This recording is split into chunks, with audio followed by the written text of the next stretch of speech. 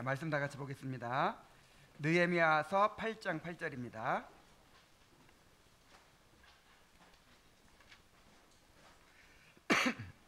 느헤미야서 8장 8절.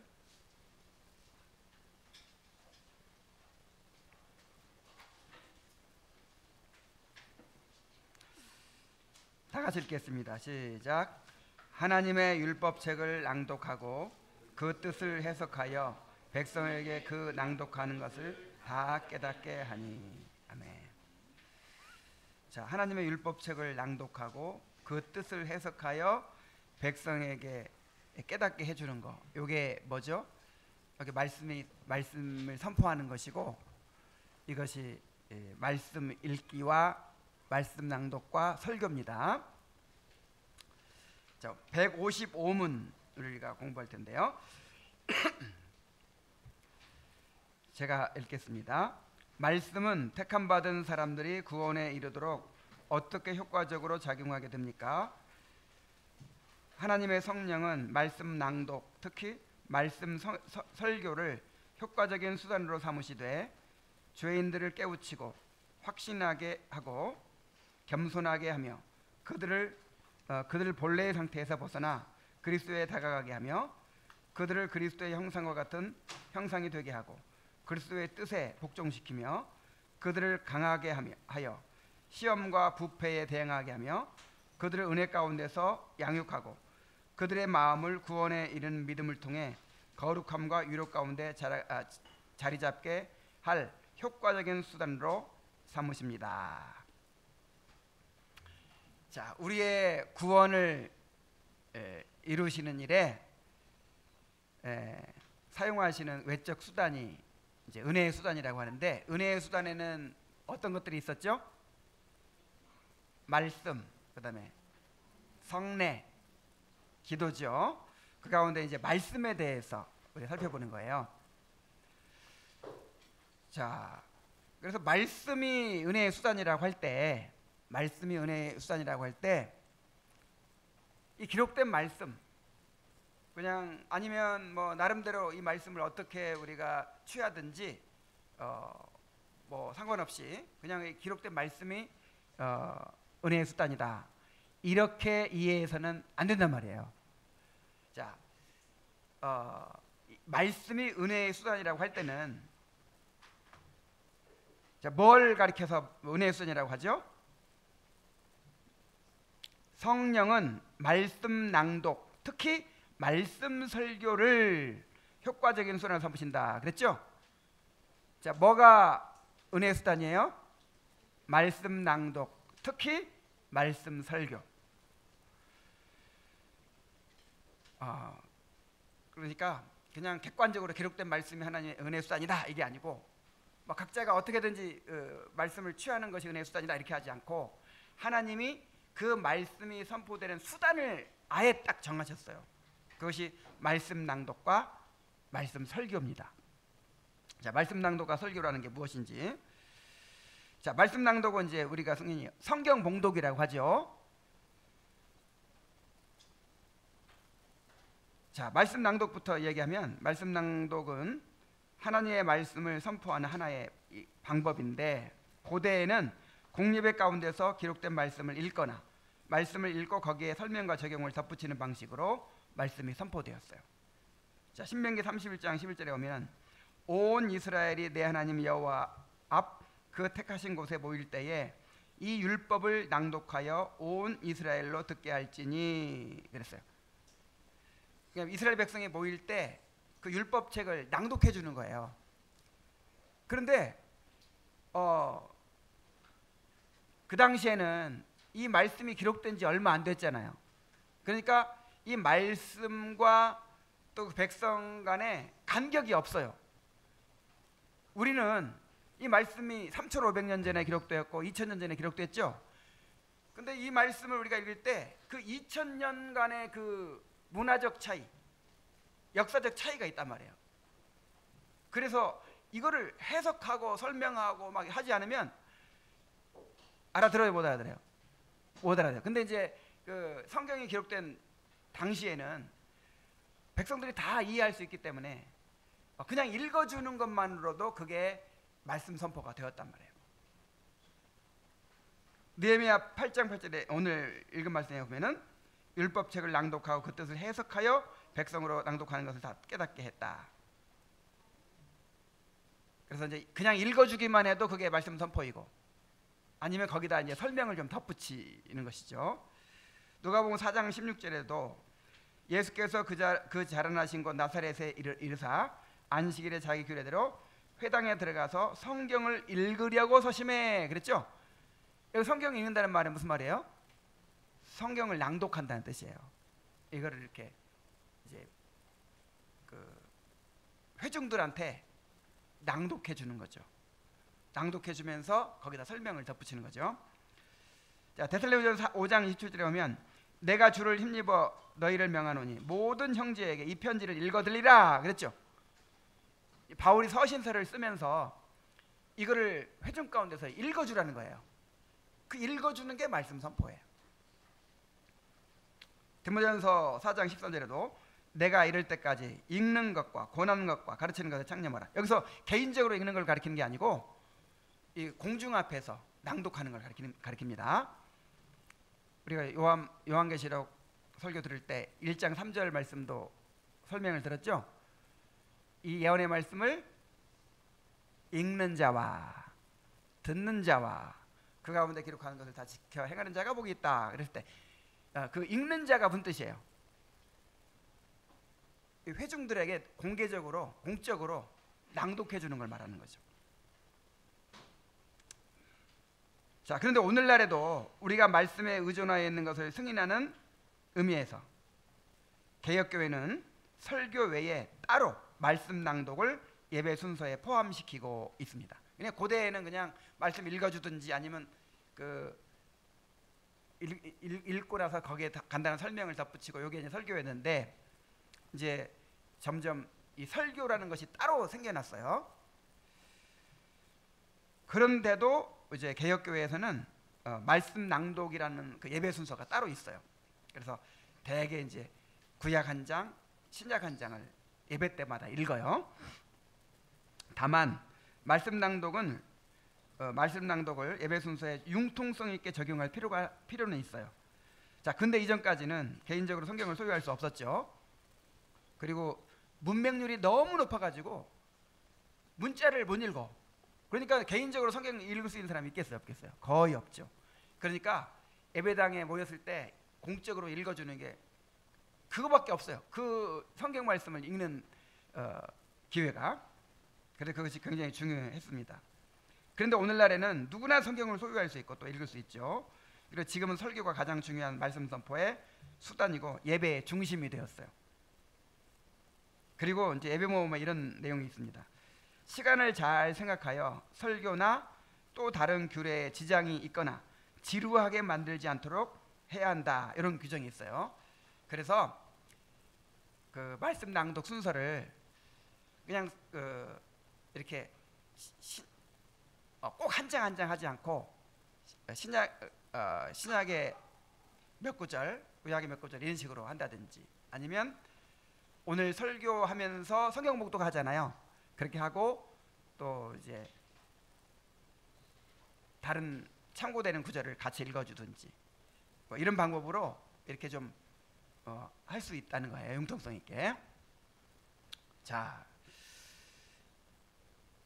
말씀 낭독 이 정도 하고요.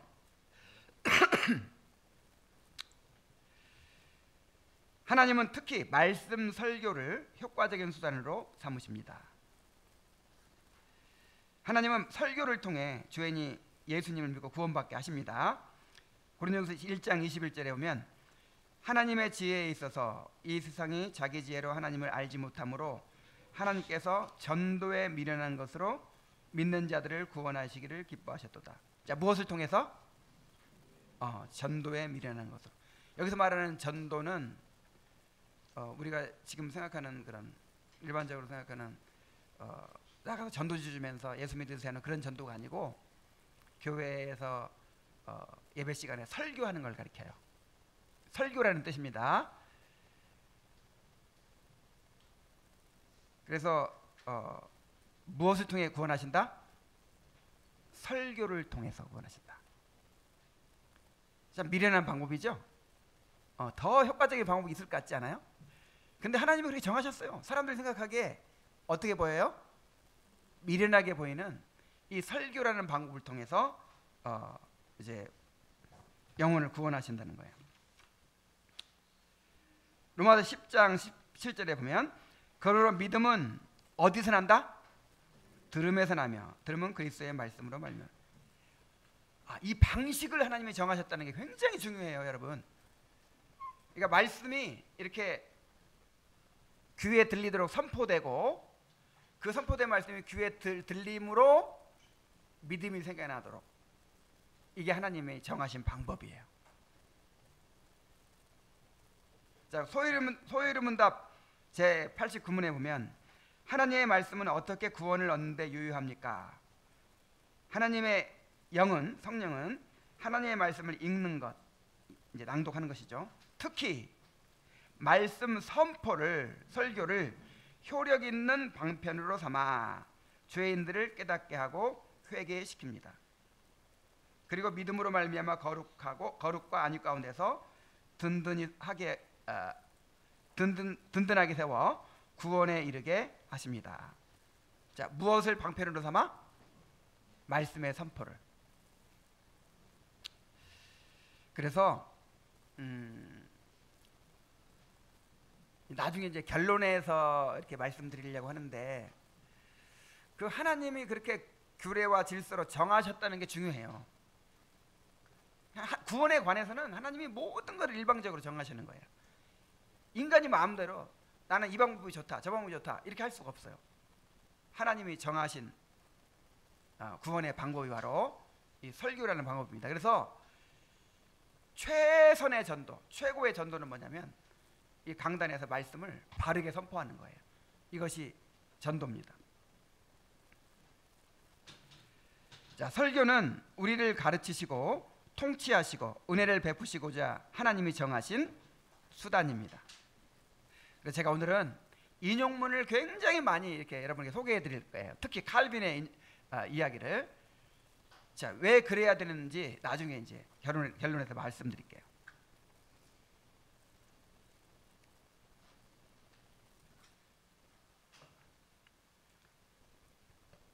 자, 이제 여러 개혁자들의 이야기들을 많이 이렇게 썼는데 다 빼버리고 이제 칼빈의 말만 한번 들어봅시다. 자, 디모데전서 5장 20절 설교에서는 이렇게 말했어요. 강단은 하나님의 보좌이고 거기에서 우리의 영혼을 하나님께서 통치하십니다. 하나님의 심판의 자리는 매우 존엄한데 이 영적 통치에 대하여 말하자면 하나님께서는 우리를 천국에까지 이끌고자 하시는 것입니다. 그랬어요. 이 강단이 뭐라고요?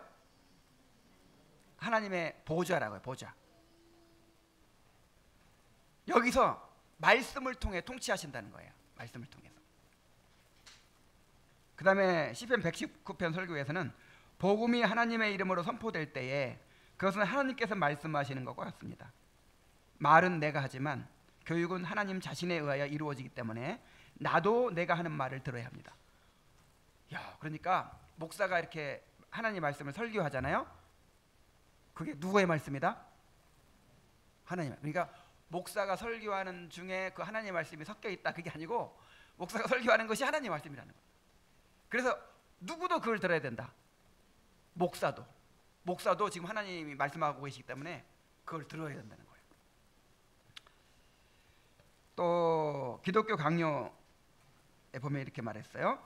하나님께서 자기 백성을 한순간에 완전하게 만드실 수 있지만 그럼에도 불구하고 그는 그들이 오로지 교회의 교육을 통하여 장성한 자들로 자라나기를 원하신다. 이게 하나님의 방법이라는 거예요.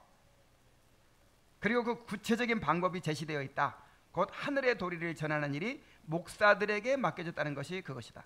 모든 신자들이 그 규범을 따라서 이 기능을 행하도록 지정받은 교사들에게 자기 자신을 내어 맡기고 온유하고 부드러운 심령으로 그들의 치리를 받도록 되어 있는 사실을 보게 되는 것이다. 이로 볼 때에 교회의 손을 통해 신적으로 베풀어지는 신령한 양식을 물리치는 자들은 기갈과 굶주림으로 죽어 마땅한 것이다. 하나님은 오직 그의 복음을 도구로 하여 우리에게 믿음을 불어넣으신다. 믿음은 들음에서 나는 것이다. 구원하는 능력은 하나님께 있지만 하나님께서는 복음 선포 가운데서 그 일을 드러내시고 펼치시는 것이다. 자, 또 에베소 설교해 봅니다. 그리스도는 가르침의 직분을 맡은 사람들의 말이 마치 하나님 당신으로부터 보내심을 받은 사람들의 말처럼 들려지게 되기를 원하십니다. 또한 그분은 사람들에게 만약 그들이 그런 사람들의 가르침을 겸손하게 받아들이지 않는다면 그들은 곧 그리스도 자신을 조롱하며 그리스도에게 해를 끼치며 그리스도와 하나님께 반역하는 것이라고 하십니다. 바울은 여기에서 자기 자신을 복음의 가르침에 굴복시키지 않고 또 그 가르치는 직책에 존경을 바치지 않는 모든 자들은 하나님의 백성들의 치명적인 적이며 혼란만을 추구하는 자들이라는 사실을 보여줍니다. 그러므로 우리는 그런 자들을 마치 늑대들인 양 피해야 합니다. 왜냐하면 그들은 전혀 용서받을 수 없는 자들이기 때문입니다. 그들은 교회의 파멸을 불러오고 하나님을 조롱하려 하며 모든 선한 것들의 완전함을 저버리려고 하기 때문입니다. 야, 그러니까 하나님께서 이걸 얼마나 중요하게 여기신다는 걸 알 수 있죠. 이 말씀 선포라는 방법을 통해서 당신의 백성들을 통치하시고 구원의 은혜를 베푸시고 또 자라게 하시고 이거를 이제 정하셨는데 사람들이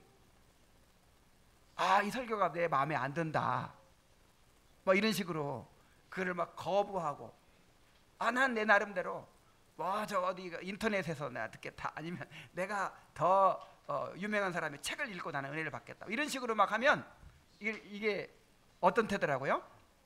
하나님을 반역하는 것이고 그리스도를 조롱하는 것이고 교회의 파멸을 불러오는 것이고. 왜 이렇게 심한 말을 할까요? 질서, 하나님이 세우신 질서를 파괴하는 것이기 때문에 그렇습니다. 제가 이 말은 엄청나게 많이 인용했어요. 이렇게 여러분에게 이제 이야기를 했는데 그래도 이렇게 더 확신을 할 수 있도록 하기 위해서 다시 한번 기독교 강요에 있는 왜 하나님께서 목사를 세워서 목사를 통해서 그렇게 말씀을 들음으로 구원하시는가? 왜 그렇게 당신의 백성을 통치하시는가? 왜 그런 방법을 택하시는가? 그 이유를 살펴보겠습니다. 자, 기독교 강요 4권 3장에 보면 나와요. 자, 4가지 이유를 들고 있어요. 4가지 이유. 첫째, 교회를 통치하는 도구로서 목사를 세우셨다는 거예요. 하나님만이 교회를 지배하시며 교회 안에서 권위 또는 우월한 지위를 가지셔야 한다. 그리고 이 권위는 하나님의 말씀에 의해서만 행사된다. 그러나 그는 눈에 보이게 우리들 중에 계시는 것이 아니므로, 하나님이 안 보이니까 우리는 그가 사람들의 봉사를 사용하셔서 자신의 뜻을 우리들에게 말로 분명하게 선포하신다고 말했다. 하나님께서는 사람들에게 이 일을 위임하셨으나 그것은 자신의 권리와 영광을 이행하신 것이 아니고 다만 그들의 입을 통해서 자신의 사업을 성취하시려는 것이다. 노동자가 일을 할 때 도구를 쓰는 것과 같다. 그래서 이 교회를 통치하는 도구라는 거예요. 도구, 목사가. 하나님께서 목사라는 도구를 사용하셔서 교회를 통치하신다는 거예요. 자, 두 번째 이유, 관심을 나타내시는 방편으로서 그렇게 하신다는 거예요. 하나님께서는 아무 도움이나 도구가 없어도 사업을 친히 하시거나 천사들을 시켜서 하실 수도 있었으나 여러 가지 이유로 사람을 방편으로 삼아 일하시는 편을 택하신다. 이런 방편으로 우선 우리에게 대한 관심을 나타내신다. 자, 우리에 대한 관심을 나타내시는 것이 목적이라는 거예요. 사람들을 택하여 세상에서 그의 사자가 되게 하시며 그의 비밀한 뜻을 해석하게 하신다. 그를 대표하게 하신다. 이것으로 우리를 그의 성전이라고 부르시는 것이 하찮은 이야기가 아니라는 것을 증명하신다. 사람들의 입을 통해서 마치 성소에서 말씀하시는 것과 같이 사람들에게 대답을 주시기 때문이다. 자, 맨 처음에는 하나님이 어떻게 말씀을 전하셨죠? 번개와 우레와 막 그 흑암과 구름 가운데서 막 그렇게 말씀 전하셨죠. 그러니까 사람들이 견뎌요, 못 견뎌요? 못 견뎌요. 그래가지고 이렇게 하다가 우리 다 죽겠습니다. 우리한테 그런 식으로 말씀하지 마시고, 직접 그렇게 말씀하지 마시고 모세를 통해서 우리에게 말씀해 주옵소서. 그래서 하나님이 그거를 이제 받아들이셔서 그때부터 이제 모세한테 다 이렇게 말씀을 전하시고, 모세가 그걸 받아서 백성들에게 전하는 거예요.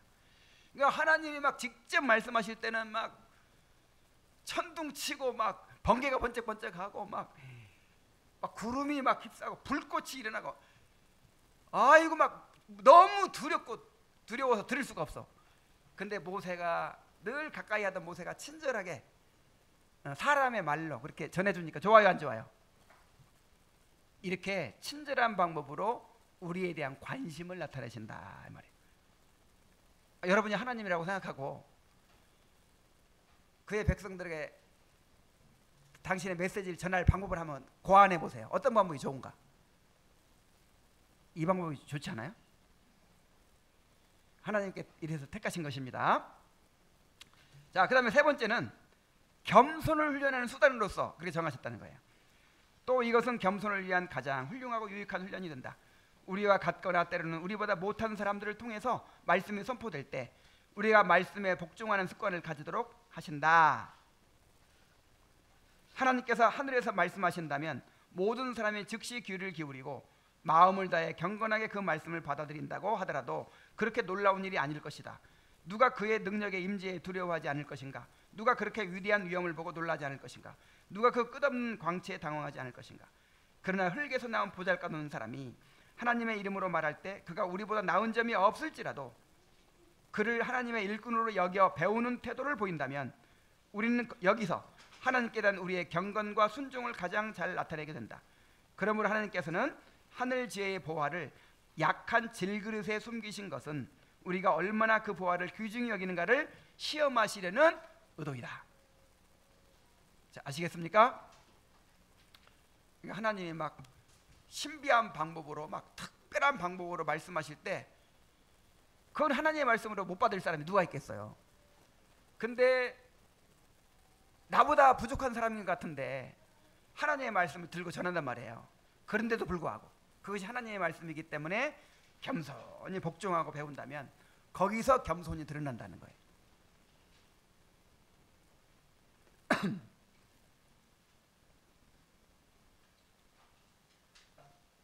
그래서 제가 늘 말씀드리지만 겸손이라고 하는 것도 이 성경의 모든 이 미덕들은, 성경이 제시하는 미덕들은 다 공동체적으로 이해를 해야 돼요. 겸손도 마찬가지예요.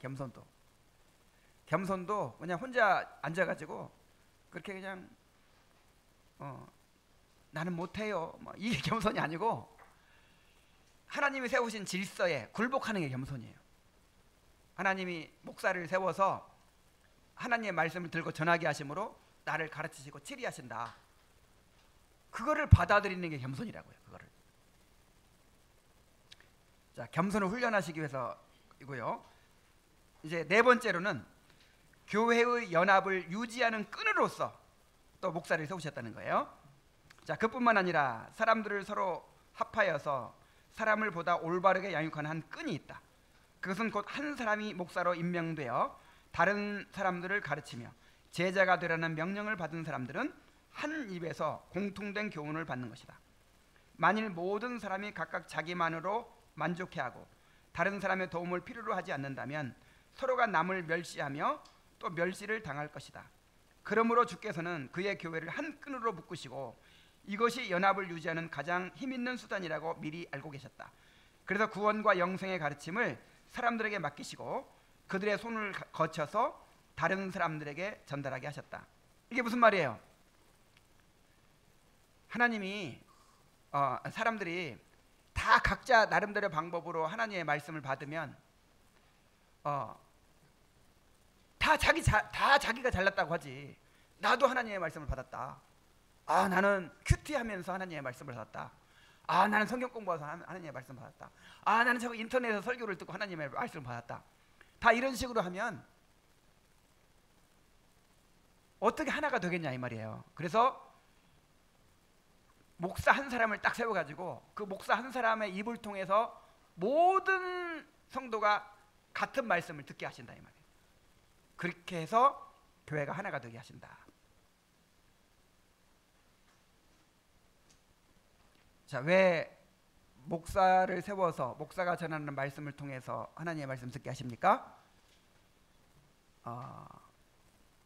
네 가지 얘기했죠.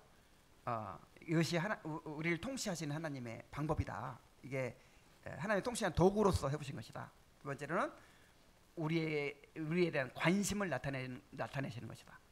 세 번째로는 겸손을 훈련하시기 위한 것이다. 네 번째로는 우리를 하나 되게 하기 위한 것이다. 그랬어요. 자, 이제 그 말씀 낭독, 특히 말씀 설교를 하나님의 그 구원의 수단으로 삼으셨다. 이것이 수긍이 되셨습니까? 그러면 당연히 따라오는 생각은 그러면 공예배가 중요하겠구나. 이걸 알겠죠? 야, 공예배에 참석해야 말씀을 듣는 거잖아요. 공예배에 이런 말씀 낭독과 말씀 설교를 넣어 주셨기 때문에 그래서 공예배가 중요한 걸 알아야 돼요. 그래서 이 공예배의 중요성은 시편 84편 1절로 6절에 있는 칼빈의 주석을 한번 같이 나눔으로써 살펴보도록 하겠습니다. 자, 시편 84편 1절로 2절에 만군의 여호와여 주의 장막이 어찌 그리 사랑스러운지요. 내 영혼이 여호와의 궁정을 사모하여 쇠약하며 내 마음과 육체가 살아계시는 하나님께 부르짖나이다. 지금 다윗이 어떤 상태에 있습니까? 다윗이 고난 가운데 있어요. 다윗이 지금 광야에서 쫓기는 상태에 있어요. 다윗이 지금 괴로워하는 게 뭐예요? 근데 왜 부르짖어요? 왜 그렇게 영혼이 쇠약해졌어요? 자, 그걸 설명해 줄게요. 칼빈의 설명을 들어봅시다. 다윗은 자신의 믿음을 고백하고 깊은 신앙을 증진시키며 하나님께 예배를 드리는 곳인 하나님의 교회에 나아가는 자유를 빼앗긴 것을 탄식한다 그랬어요. 지금 뭐 때문에 괴로워해요? 성소에 못 나가는 것 때문에 괴로워해요. 여기서 우리가 하나님이 세우신 질서에 대한 그 중요성, 이거를 배울 수 있어요. 여러분, 다윗은 선지자죠. 하나님의 직접 계시를 받는 사람이죠. 자, 자기 혼자서 하나님과 교제할 수 있어요, 없어요? 있어요. 얼마든지 교제할 수 있어요. 그런데도 불구하고 어디 못 나가는 걸 괴로워해요? 지금 사울에게 쫓겨가지고 광야에 쫓겨다니느라고 우리 식으로 말하면 교회를 못 나가고 있는 거예요. 지금 공예배를 못 나가고 있는 거예요. 그것 때문에 이렇게 괴로워하는 거예요. 그것 때문에 사슴이 시냇물 찾기에 갈급한 같이 내 영혼이 주를 찾기에 갈급하니, 이게 다 교회 못 나가서 그런다니까요. 이 칼빈의 표현 따르면 다윗은 하나님께서 거룩한 회중들을 헛되이 택하지 않았다는 사실과 거룩한 자들은 이 세상에 살고 있는 한 그러한 도움이 필요하다는 사실을 알고 있었다. 그러니까 이 공동체 예배가 필요하다는 사실을 이제 다윗은 알고 있었다는 것이죠. 다윗은 또 자신의 부족함을 심각하게 느끼고 있었고 자신이 천사들의 완전에 도달하기에 얼마나 부족한가 하는 것도 모르는 바가 아니었다. 그러니까 다윗은 하나님의 직접 계시를 받고 그렇게 성령 충만한 사람이지만 그래 나한테 뭐가 필요하다? 나한테 공예배가 필요하고 성도들과 함께 모이는 일이 필요하다. 이것이 없이는 나는 완전해질 수 없다. 이걸 뼈저리게 느끼고 있다 이 말이에요. 그러므로 다윗이 자기가 그러한 방편들, 즉 모든 진실한 신자들이 잘 알고 있는 유익한 것을 빼앗기고 말았음을 탄식하는 데는 충분한 이유가 있었다. 다윗이 진심으로 바라던 목표는 자유롭게 성소에 나아가 진실한 마음, 즉 영으로 하나님께 예배드리는 것이었다. 우리는 여기서 마치 자기들의 노력을 통해서 하늘에 오를 수 있는 것처럼 생각하고 하나님께 제도적인 예배를 드리는 일을, 자, 무슨 예배 드리는 일을? 고의적으로 게을리하는 사람들은 가엾게도 머리가 모자라는 자들이라는 사실을 알 수 있다. 한번 생각해 보세요. 다윗 같은 사람도, 다윗 같은 선지자이고 직접 계시를 받고 그렇게 성령 충만한 사람도 개인적으로 하나님과 교제하는 거 가지고 안 된다는 것을 알아요. 그래가지고 성소에 나가야 되는데, 이 교회에 나가야 되는데 쫓겨났잖아요 지금. 그러니까 그것 때문에 이렇게 괴로워하는 거예요. 이렇게.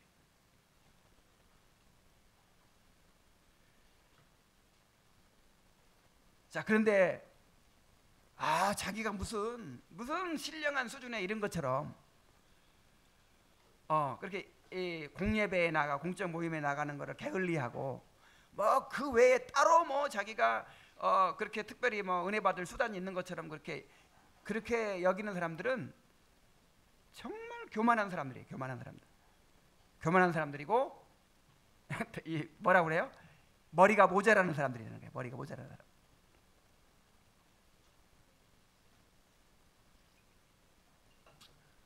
자, 84편 3절을 봅시다.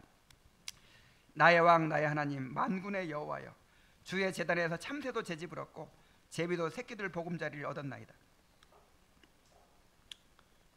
부러워하다 못해서 누구를 부러워해요?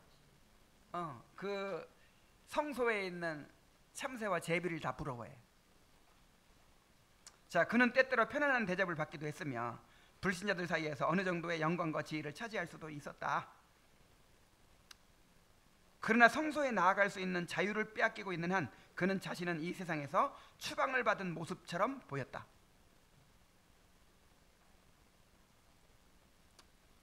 그러니까 다윗이 이제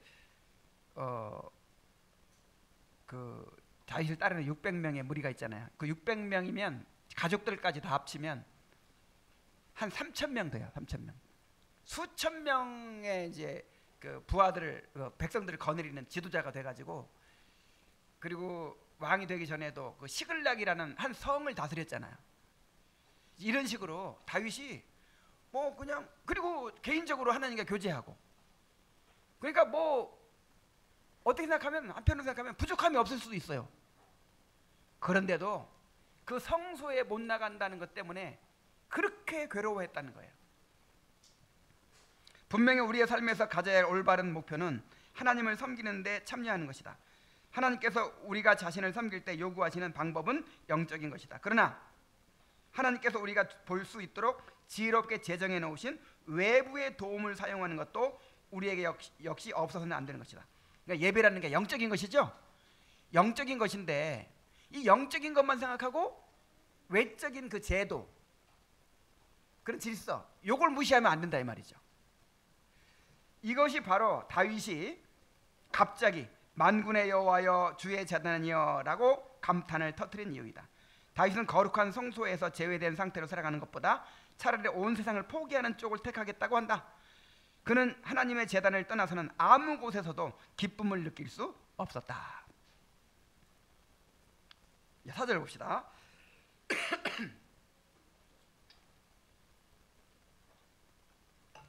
주의 집에 사는 자들은 복이 있나니 그들이 항상 주를 찬송하리이다. 주께 힘을 얻고 그 마음에 시온에 데려가 있는 자는 복이 있나이다.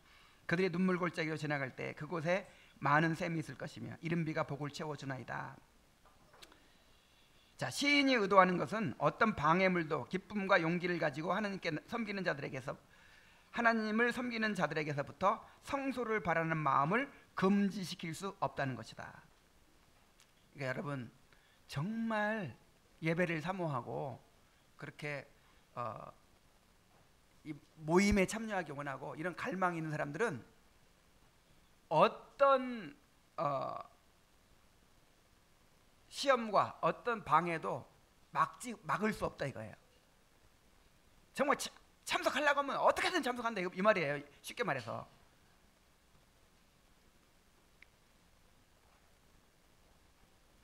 그는 이 표현을 통해 자기가 앞에서 말했던 것, 즉 날마다 하나님께 경배드리는 것보다 더 바람직한 일이 없다는 사실을 확증하고 있다. 그는 자신의 행동으로 어떠한 난관도 거룩한 자들의 열렬한 기대를 중단시킬 수 없으며 그들이 서두르는 것을 막을 수 없음을 보여주고 있다.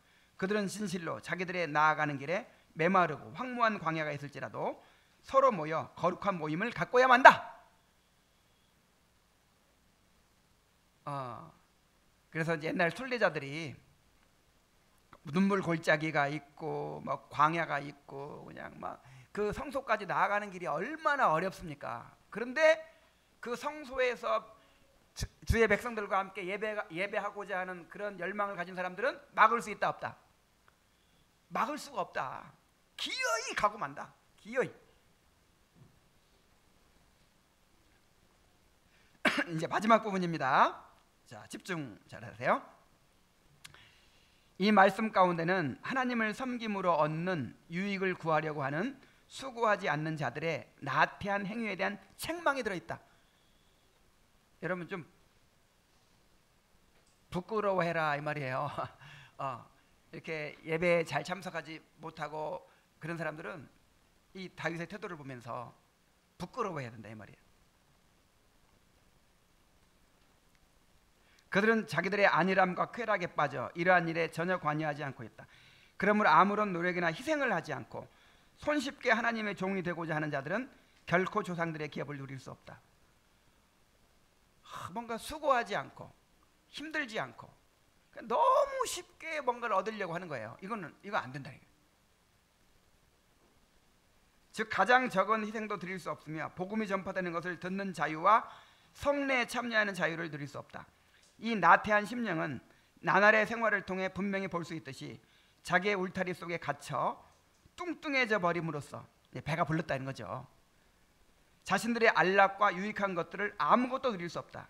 심지어 우리는 교회의 종소리를 듣고 함께 모여 공적인 기도를 드리고 구원의 교리를 듣거나 거룩한 신비에 동참해야 하는 자리에서도, 그러니까 예배드리고 성례에 참여하고 막 이렇게 위해서 교회 가야 되는데도 불구하고 어떤 자들은 꾸벅꾸벅 졸아버리고 어떤 자들은 돈벌이만을 생각하며 세상 일들에 관한 생각으로 뒤범벅이 되어 있는가 하면 자기들의 쾌락에만 열중하는 자들을 볼 수 있다. 그러므로 먼 거리에 살고 있음을 핑계로 이러한 종교적인 예배, 즉 구원의 방편에 참여하지 않고 자신의 세상적인 물질에 약간의 희생도 보지 않으려고 집에 남아 빈둥거리는 자가 있다고 해도 이상할 것이 없다. 외부적인 번영을 누리는 것으로 만족하거나 자만하는 삶을 살지 않으려고 하는 자, 참 마음의 종교를 가진 자, 진심으로 하나님을 섬기는 자는 그 길이 평탄하고 즐거우며 기쁨의 그늘을 지날 때뿐만 아니라 거칠고 황무한 광야를 지나가야만 하는 경우에도 자기들의 발걸음을 하나님의 성소를 향해 옮긴다고 다윗은 말한다. 이러한 자들은 무리 없는 것으로 인해서 갈 길을 포기하기보다는 오히려 끝없이 노력하며 물탱크를 만드는 쪽을 택할 것이다.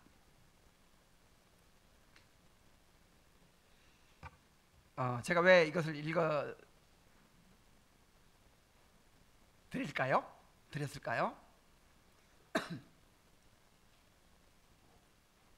자, 우리가 교회론을 배울 때 처음에 교회론 서두에서 가시적 교회에 두 측면이 있다고 했죠. 그 두 측면이 뭐냐면 유기체로서의 교회 또는 조직체로서의 교회, 두 측면이 있다고 했어요. 자, 이 교회는 유기체로서의 교회가 있고, 그 다음에 무슨 교회가? 조직체로서의 교회가 있어요. 자, 유기체로서의 교회라는 말이 무슨 말일까요? 자, 보통 교회를 어떻게 정의하죠? 교회가 뭐예요? 교회는 구원받은 사람들의 모임이다, 이렇게 정의하죠? 그래서 구원받은 사람들이 함께 모여서 하나님을 예배하고 공동체의 삶을 나누고 말씀을 듣고 막 이런 그 가운데서 또 회심이 일어나고 성화가 일어나고 이런 공동체. 자, 이런 공동체. 자, 이게 유기체적인 면이에요. 유기체적인 면. 유기체라는 것은 이제 어떤 생명체를 말하는 것이거든요. 생명체. 교회는 생명체예요. 그래서 그 구원받은 자들이 함께 모여서 공동체 생활하는 것을 이제 교회라고 하죠. 요걸 무슨 면? 유기체적인 면. 자, 그런데 교회는 이런 면만 있는 것이 아니고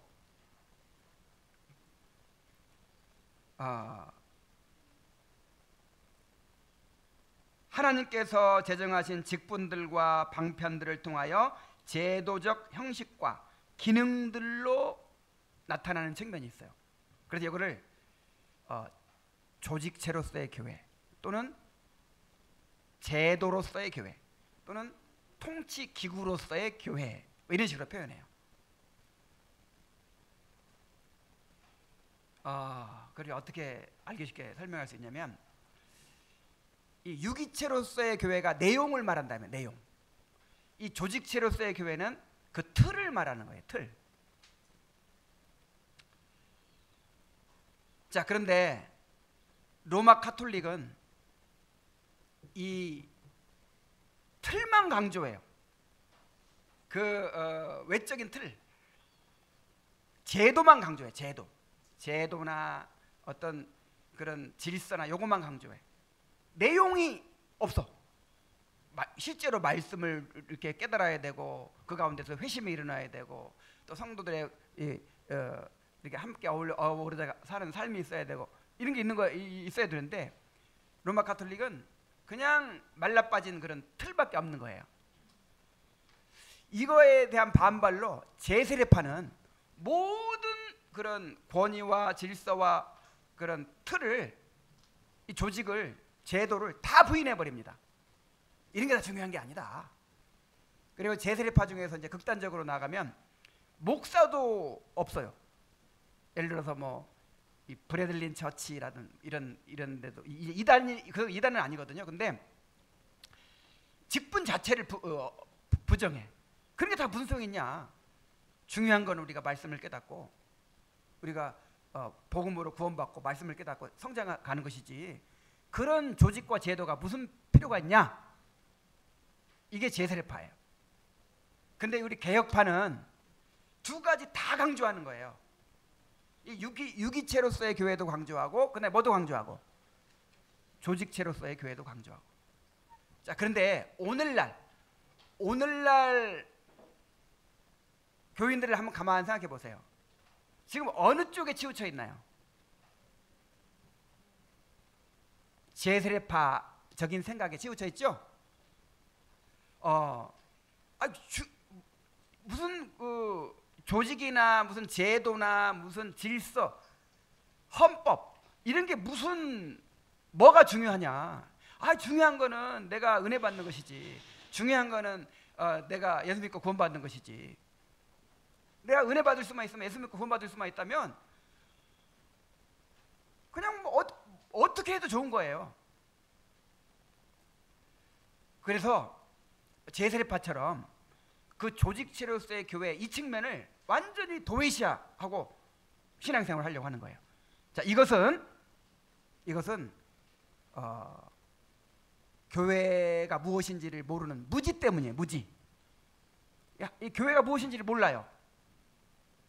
그리고 이 교회 안에 만연한 실용주의 때문이기도 해요. 실용주의가 뭐예요? 뭐로 가도 서울만 가면 된다. 검은 고양이든 흰 고양이든 쥐만 잡으면 된다. 이게 실용주의잖아요. 은혜만 받으면 돼. 나만 그냥 충만하면 돼. 이런 식이에요.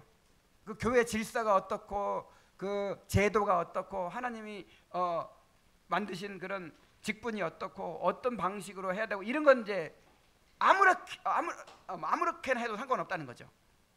중요한 건 내가 은혜 받고 만족하는 거야.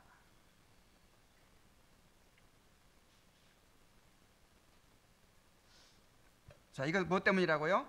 교회에 대한 무지 때문이고 교회 안에 만연한 실용주의 때문이고 또 권위와 질서에 얽매이기 싫어하는 죄된 본성 때문입니다. 그래서 이것이 변화되지 않으면 올바른 신앙이 될 수 없고 올바른 교회로 세워질 수가 없어요. 그래서 제가 교회를 세우면서부터 이게 관건이라고 생각해서 관건.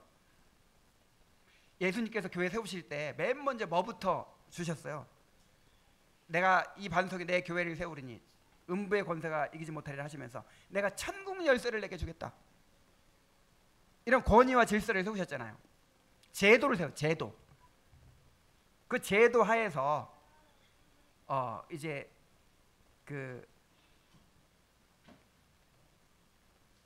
이 생명이 탄생하는 것이고 자라가게 되는 것이죠. 그래서 이 말씀이 은혜의 수단이라고 할 때 그냥 객관적으로 기록된 말씀, 그냥 어떻게든지 내가 말씀을 이해하고 그거를 이렇게 깨닫기만 하면 된다, 이런 실용주의가 아니고 하나님이 그 과정과 방법까지도 정해놓으셨다. 이걸 깨달아야 된다는 거예요. 자, 왜 내가 이거를 많이 인용하고 이렇게 읽어드리는지 알겠죠? 요 관념이 안 바뀌면요, 여러분 많이 경험해 보셨잖아요. 그렇게 성경 많이 알고 그렇게 은혜 받았다고 결국 누구 마음대로 해버려요. 그냥 내 마음대로.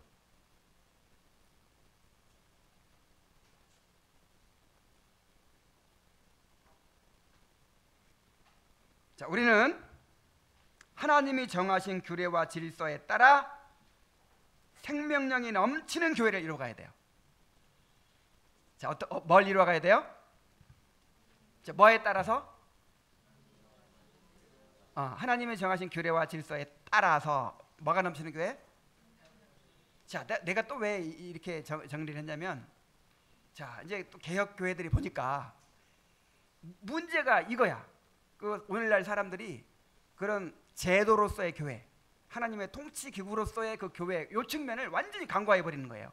실용주의에 빠져가지고 그냥 뭐 내 은혜만 받으면 된다, 이런 식으로 실용생활을 하니까 이게 너무 잘못됐다 이거야. 그래가지고 뭘 또 강조하게 됐을까? 교회 정치를 강조하고 또 직분을 강조하고 막 그런 걸 너무 강조하면서 또 그 생명력을 잃어버리는 경우를 많이 또 보게 됐어요.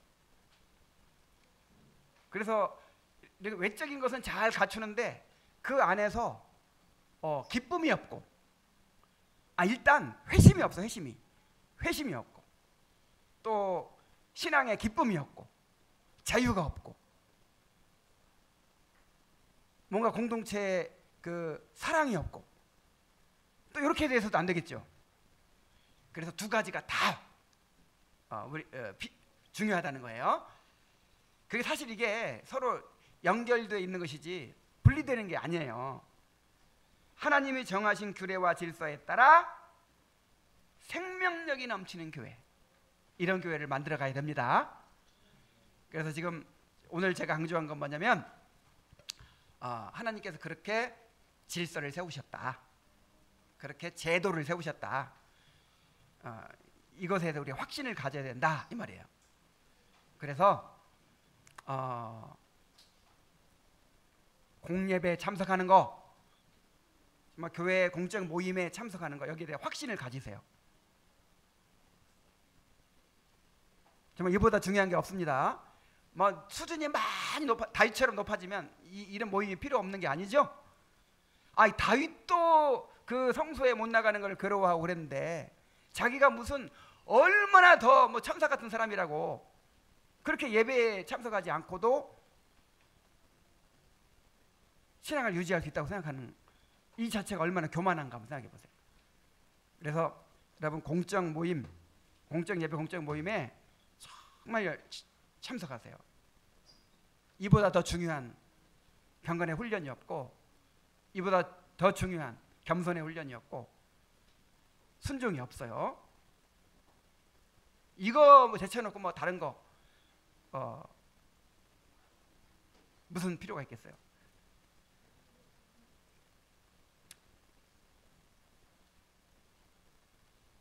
자, 그래서 이제 오늘은 그 하나님의 성령은 말씀 낭독, 특히 말씀 설교를 효과적인 수단으로 삼으셨다, 이 부분만 우리가 이제 살펴본 거예요. 그래서 공예배가 중요하고 공적 모임에 참석하는 것이 정말 중요하다. 자, 다음 주에는 이제 이 말씀들이 어떻게 우리 가운데 작용을 해서 또 하나님의 은혜를 받게 하는지 그 부분들을 살펴보도록 하겠습니다. 자, 기도하겠습니다. 하나님 아버지, 하나님께서는 말씀 낭독, 특히 말씀 설교를 구원의 수단으로 정하시고 그 말씀 설교를 통해서 또 통치하시고 가르치시고 은혜를 베푸시고 우리를 자라게 하십니다. 다윗이 선지자이고 또 성령 충만한 사람이었지만 하나님의 성소에 나아가는 것을 그렇게 갈망하고 그렇게 추구했던 것처럼 우리도 공예배에 참석하는 일, 공적 모임에 참석하는 일, 그래서 참으로 공예배 가운데 선포되는 말씀을 듣는 일에 가장 우선순위를 두고 어떠한 수단과 방법을 통해서라도 놓치지 않는 그런 사람들이 될 수 있도록 인도하여 주시옵소서. 예수님의 이름으로 기도하옵나이다. 아멘. 자, 우리 다 같이 일어나셔서